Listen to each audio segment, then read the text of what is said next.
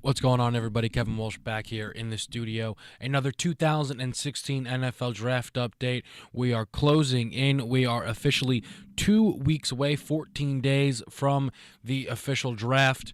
And the big blockbuster trade has happened. The Los Angeles Rams have moved up and traded with the Tennessee Titans and taken the number one overall pick. We'll break this down for both teams and then look at the impact that it's going to have throughout the first round. Let's just start with the Titans.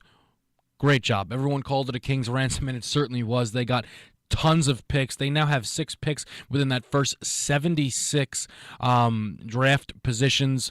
They have the ability now to take a roster that was really bad, that had some bright spots like Marcus Mariota and DeMarco Murray and Dorial Green-Beckham, who I really liked from last year's draft, to now add a bunch of pieces that can really help them. The immediate impact, first round, they now draft at 15. They can get a guy like Taylor Decker who would be awesome for them.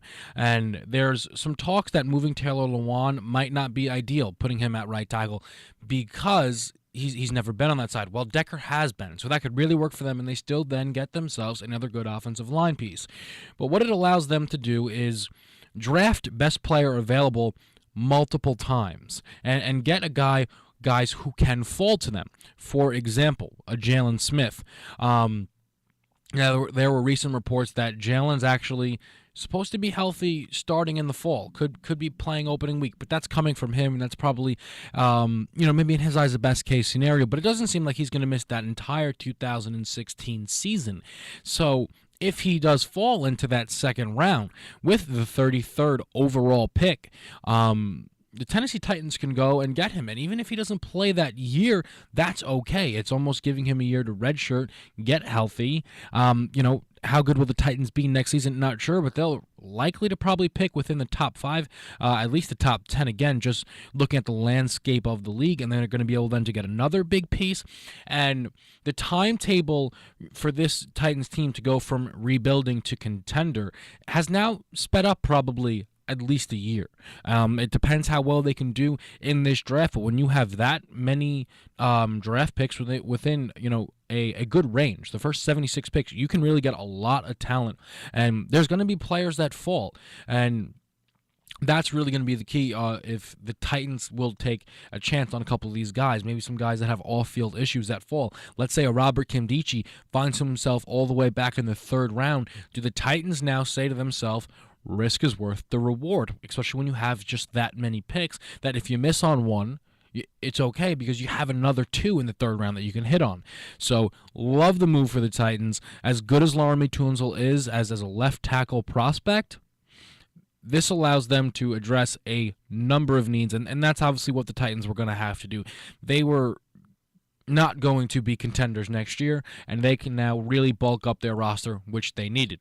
Now you look at the Los Angeles Rams. They were currently drafted 15th, and they were concerned if they were going to be able to get their guy. Now, for me, the way I saw it, because a lot of people like the 49ers and the Eagles to draft quarterbacks, I didn't see either of those scenarios, so I actually felt that Goff could have been available to them at 15, but you always have to worry about people trading up, and, with the rumors that you heard, though, you don't know if that's true. That's just based on how I saw it. I just didn't think that drafting a QB for the Eagles or Niners necessarily made sense. And they were concerned about that. But there's also concern because clearly from all the reports it's going to be Goff taken at 1. And if that's their guy, then they got to also move ahead of the Browns at 2, who some people think it's Wentz. I personally think it's Wentz for them, but maybe they do go Jared Goff. Tons of people think Goff is the number 1 QB, but they're in the position now to take whether it be Goff or whether it be Wentz, whichever they prefer, at number 1 and get their franchise QB. The Los Angeles Rams are not only too good of a team to be starting, and unfortunately, and this is no disrespect towards Case Keenum, but they're too good of a team to be starting Case Keenum, and they're in too now big of a market to be starting a guy like Case Keenum. You move to Los Angeles, you take the California kid, and you put him in there day one, and you ask him to. You're not asking too much of him, and that's what I think is key.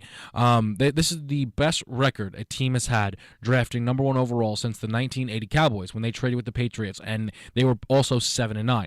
And that's what you have to understand. This is not a this is not the worst team in the NFL who's picking at number one. This is a team with a very good defense and a superstar running back. Now, the receivers are a bit shaky, and they're going to have to find a way to get some better receivers. I really think that they should be calling Anquan Bolden immediately, get a veteran guy who can take some pressure off Goff. But realistically, the workload for Goff is not going to be that crazy.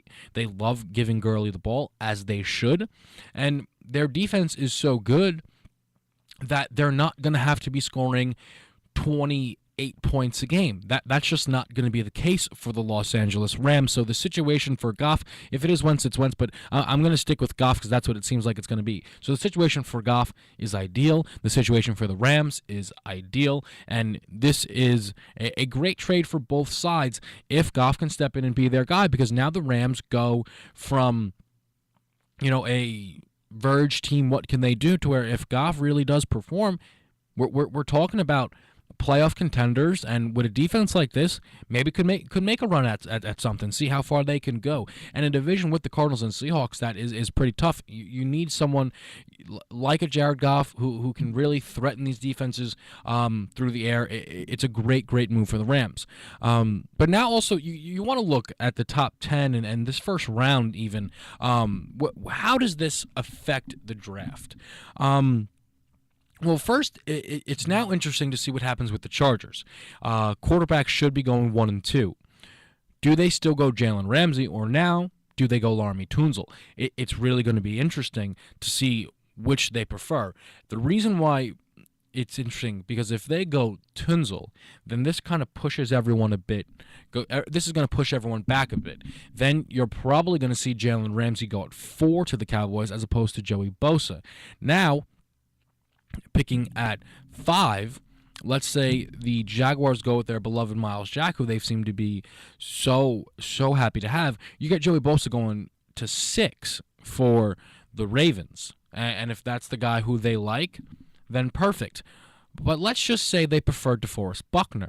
Okay, now let's say it's 7. All this quarterback hype is extremely real for the 49ers. They need one. I think Paxton Lynch is actually a good fit for them. At first, I thought that Lynch might have been able to find his way into round 2. After his pro day and just rumors, it doesn't seem like that's going to happen. Maybe they go and they take Paxton Lynch at 7. Eagles go Ezekiel Elliott at 8. Vernon Hargraves goes, let's say, at 9 because they want that shutdown corner. Now you're at 10. And Joey Bosa's on the board. With the way the Giants went about free agency, bringing back JPP and bringing in Olivia Vernon, does going DN necessarily make sense? I know at some point you're going to have to say, well, the value has to work here. And again, these are hypotheticals, but this kind of has the makings of someone is going to drop is what I think could happen.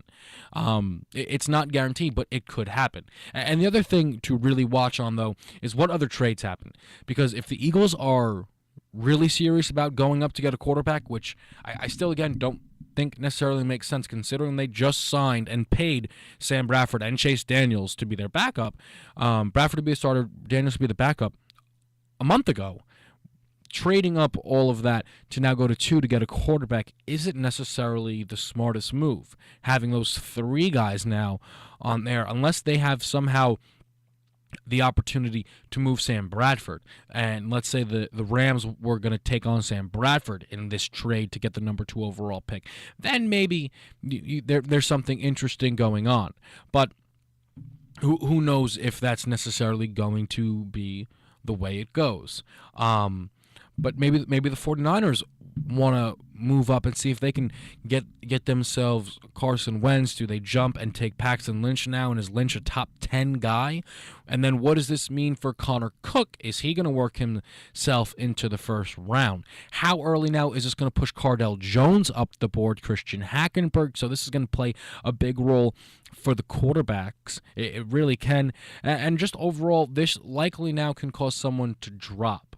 But it's going to be very, very interesting. But in summary, Jared Goff likely to be a Ram, could be Carson Wentz definitely going to be a quarterback. Tennessee Titans putting themselves in a position to get much better a lot sooner than what we thought.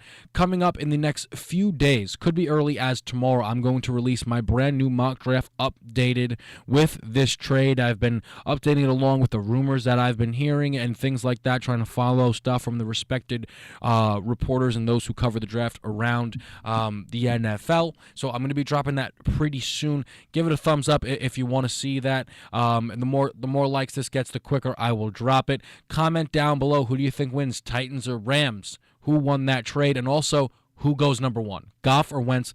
Leave that all down below. Hit that like button, and I'll see you guys next time.